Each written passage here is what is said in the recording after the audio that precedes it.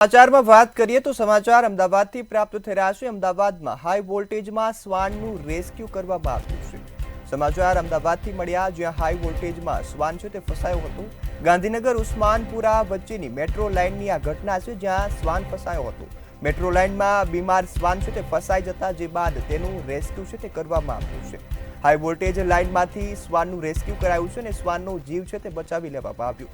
આ મેટ્રોની લાઇનમાં શ્વાન છે તે ફસાયો હતો, ત્યારે શ્વાનને સારવાર હેઠળ થલતેજ સેન્ટરમાં મૂકવામાં આવ્યો છે। હાલ તો આ મામલાનું જે રેસ્ક્યુ ઓપરેશન હતું તે પાર પાડી અને જે શ્વાન છે તેને રેસ્ક્યુ સેન્ટરમાં મોકલાયો છે।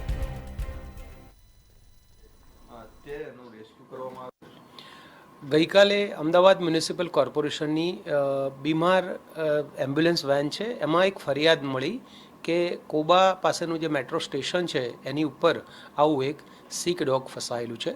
તો આ ફરિયાદ મળતા જ મ્યુનિસિપલ કોર્પોરેશનની અમારી એમ્બ્યુલન્સ વાન, ડૉક્ટર અને કેચિંગ ટીમ જગ્યા ઉપર ગયેલ, ત્યાંના જે અધિકારી છે એમનો સંપર્ક કરેલ અને 20થી 25 મિનિટની આખી એ જગ્યાની સર્ચ કર્યા બાદ એ ડોગ પકડી અને રેસ્ક્યુ કરી મ્યુનિસિપલ કોર્પોરેશન દ્વારા અહીંયા લાવવામાં આવેલું છે।